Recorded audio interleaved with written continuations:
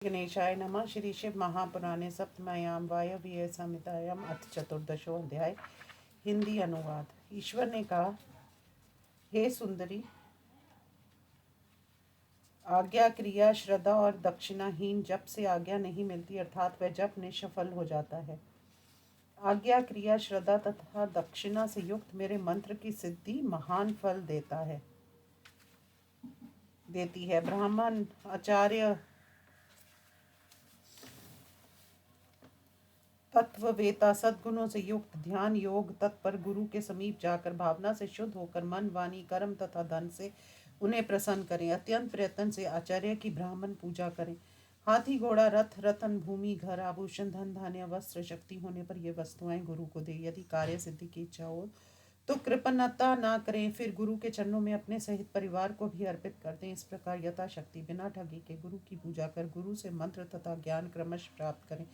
इस प्रकार प्रसन्न हुआ गुरु अपने पूजक, सेवक, अहंकार रहित, स्नान, शौच, व्रत युक्त उस शिष्य को 1 वर्ष देखे, तब उसे शुद्ध करने के लिए घृत कुंभ से मंत्र शुद्ध पुण्य द्रव्यों से युक्त जल से स्नान कराए। फिर उत्तम वस्त्र पहनाकर गंध, माला, आभूषणों से सुशोभित कर ब्राह्मणों का पूजन कर पुण्य वाचन कराएं। समुद्र या नदी के तट पर, गौशाला में, देवालय में या घर में किसी पवित्र स्थान पर अच्छे समय में, सिद्धिदायक तिथि में, अच्छे नक्षत्र में, दोष रहित शुभ योग में कृपा करके उसे मेरा ज्ञान यथाविधि देना चाहिए। एकांत में प्रसन्न मन होकर उस हमारे मंत्र का उच्चारण करे और शिष्य से भी कहलाए, तुम्हारा शिव हो, मंगल हो, शुभ हो, ऐसा कहकर गुरु मंत्र दे। उसके बाद उसे आज्ञा दे, सावधान होकर इस प्रकार गुरु से मंत्र लेकर संकल्प करके पूर्व श्रवण पूर्वक उसका जप किया करें। जीवन पर्यंत सावधान होकर मन लगाकर 1,108 मंत्र का जप करे, तब वह परम गति को जाता है। आदर से मंत्र के अक्षरों को चौगुना करके प्रत्येक अक्षर को 1,00,000 बार जपे। संयम पूर्वक रात्रि में भोजन करे,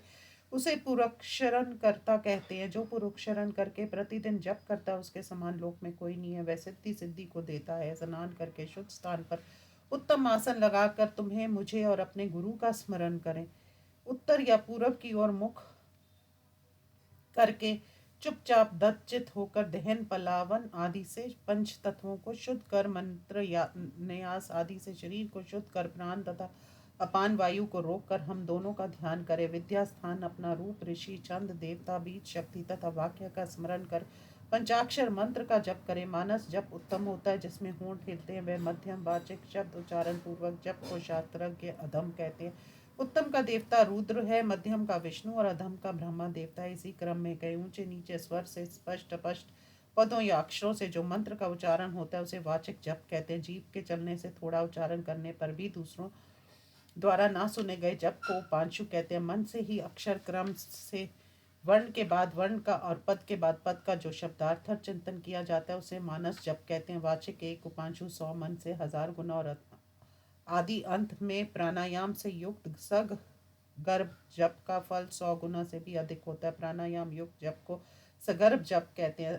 अगर्भ जप में भी आदि अंत में प्राणायाम करना चाहिए। प्राणायाम करके 40 बार मंत्र और मंत्रार्थ को जानने वाला इसका अपनी शक्ति के अनुसार जप करे। यदि असमर्थ हो तो 5, 3 या 1 बार प्राणायाम करे। अगर्भ सगर्भ जप में सगर्भ उत्तम होता है। सगर्भ से भी 1000 गुना ध्यान युक्त जप होता है। इन 5 प्रकारों में कोई एक जप शक्ति के अनुसार करें। अंगुली से जप को गिनना 1 गुना, रक्त से 8 गुना, जिया पोता से 10 गुना, शंख मणि से 100 गुना, मूंगा से 1000 गुना, स्फटिक मणि से 10,000 गुना और मोतियों से 1,00,000 गुना, कमल गटों से 10,00,000 गुना, सोने से करोड़ गुना, कुश की गांठ और रुद्राक्ष से अनंत गुण फल होता है। 30 रुद्राक्ष की माला से जप करने से धन प्राप्ति, 27 रुद्राक्षों वाली पुष्टि प्रद होती है, 25 दानों की माला मुक्ति देती है, 15 रुद्राक्षों की माला से अभिचार कर्म में सिद्धि होती है, अंगूठे से मोक्ष, तजरनी से शत्रुनाश, मध्यमा से धन लाभ और अनामिका से शांति लाभ होता है। इन सब में 108 रुद्राक्षों की माला सर्वश्रेष्ठ है। 100 रुद्राक्षों की माला श्रेष्ठ,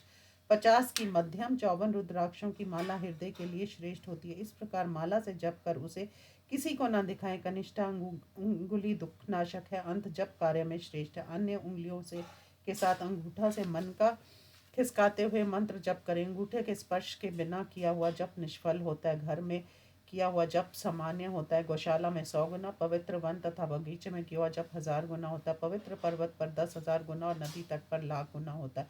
दिवाल्या में करोड़ गुना और मेरे शिव समीप अनंत गुना होता है। सूर्य, अग्नि, गुरु, चंद्रमा, दीपक तथा जल के ब्राह्मणों गायों के समीप जप करना चाहिए। पूर्वाभिमुख जप वश करने वाला और दक्षिणाभिमुख व विचारक कारक होता है। पश्चिमाभिमुख जप धन देता है। उत्तराभिमुख जप शांति कारक होता है। सूर्य, अग्नि, ब्रह्मा देवता और गुरुजन तथा गुरुजनों के समीप और भी जो पूजन है उनके सामने बैठकर जप करें। वह नम्र हो और पगड़ी कुर्ता, गले में दुपट्टा धारण किया हो, उसके बाल खुले ना हो, जिसमें अशुद्ध हो, जिसके हाथ अशुद्ध हो, जो विलाप कर रहा हो, क्रोध मत, छींकता थूकता जबाही लेता हो, वह जप ना करे। जप करता हुआ मनुष्य कुत्ते तथा नीचों का दर्शन ना करे। यदि दर्शन हो जाए तो शिव पार्वती का ध्यान करे अथवा आचमन करे, या सूर्य चंद्र तारों को देखे, या प्राणायाम करे। बिना आसन के लेटकर, चलते हुए अथवा खड़े होकर, गली तथा अशुभ स्थान में अंधेरे में पैर फैलाकर या अंकुड़ू बैठकर जप ना करे। सवारी में, शैया में बैठकर अथवा चिंता से व्याकुल होने पर, समर्थ होने पर इस प्रकार जप ना करे। असमर्थ हो शक्ति के अनुसार जप करे। इस विषय में अधिक क्या कहे, संक्षेप से मेरी बात सुनो। शुद्ध तथा सदाचार से जप एवं ध्यान करने से शुभ फल प्राप्त होता है। आचार ही परम धर्म है, धन है परम विद्या, और यही परम गति है। आचारहीन पुरुष की इस संसार में निंदा होती है, वह परलोक में सुखी नहीं होता। अंत सबको सदाचारी होना चाहिए। वेद तथा शास्त्र के ज्ञाताओं ने जिसके लिए जिस कर्म का विधान किया है उसे वही कर्म करना चाहिए, दूसरा नहीं। सत्पुरुषों द्वारा किए गए कर्म को ही सदाचार कहते हैं। सदाचार ही आस्तिकता का मूल कारण है। आस्तिक होने पर भी यदि प्रमाद आदि दोषों से सदाचार से च्युत हो जाए तो वह मनुष्य दूषित नहीं होता। अंत आस्तिक होना चाहिए। पुण्य पाप से जैसा सुख दुख यहाँ होता है वैसा ही परलोक में भी होता है। इसी को आस्तिकता कहते हैं। प्रिया, एक गुप्त बात और कहता हूँ, उसे तुम प्रकट मत करना। यहाँ ये किसी नास्तिक प्राणी से मत कहना। इस कलयुग में सदाचार रहित, पतित तथा चतुर वर्ण वालों के लिए इस पंचाक्षर मंत्र से बढ़कर कोई रक्षक नहीं है। चलते खड़े अपनी इच्छा से काम करते हुए पवित्र अपवित्र पुरुष में ये मंत्र व्यर्थ नहीं होता। जो आचारहीन है, अविशुद्ध श्रद्धा वाले हैं, जिन्हें गुरु मंत्र नहीं मिला है, उनके प्रति भी ये पंचाक्षर मंत्र निष्फल नहीं होता। अंत यज, मूर्ख, जड़, पतित, मर्यादा रहित तथा नीचों के प्रति भी यह मंत्र सफल होता है। मेरा भक्त किसी भी स्थिति को प्राप्त हो उसके लिए मंत्र सिद्ध एवं सफल होता है, और किसी के लिए नहीं। हे प्रिया, लगन तथा तिथि, नक्षत्र, वार, योग आदि से सोते जगते मेरे भक्त को किसी की आवश्यकता नहीं है। यह महामंत्र कभी किसी का शत्रु नहीं है। यह मंत्र सिद्ध कैसा भी हो, यह साध्य हो जाता है। सिद्ध गुरु द्वारा उपदिष्ट मंत्र सुसिद्ध और असिद्ध पुरुष द्वारा दिया गया सिद्ध कहा जाता है। ये दोनों स्थिति में साध्य होता है। मंत्र सिद्ध किया हो या ना किया हो, फिर भी ये मुझ में, मंत्रों में तथा गुरु में श्रद्धा करने वाले को स्वयं सिद्ध हो जाता है। अंत दूसरे हानिकारक मंत्रों को छोड़कर विद्वान इन पंचाक्षरी परम विद्या का आश्रय ले। दूसरे मंत्रों के सिद्ध होने पर यह मंत्र सिद्ध नहीं होता। इस मंत्र के सिद्ध हो जाने पर वे सभी मंत्र सिद्ध हो जाते हैं। महेश्वरी, जैसे दूसरे देवताओं के मिल जाने से मैं प्राप्त नहीं होता और मेरे मिलने पर वे देवता मिल जाते हैं, यही स्थिति इस मंत्र की भी है। और मंत्रों में जो दोष है वह इस मंत्र में नहीं। इस मंत्र में जाति आदि की अपेक्षा नहीं है। फिर भी छोटे फलों की प्राप्ति के लिए इस महाबली मंत्र का प्रयोग नहीं करना चाहिए। उपमन्यु ने कहा, इस प्रकार त्रिशूलधारी महादेव जी ने संसार के हित के लिए महादेवी को पंचाक्षर मंत्र की विधि कही। जो इसे भक्ति से सावधान होकर कहता है या सुनता है, वह सब पापों से मुक्त होकर परम गति को प्राप्त होता है। इस प्रकार श्री शिव महापुराण में पंचाक्षर महिमा वर्णन नामक 14 अध्याय समाप्त। ओम नमः शिवाय।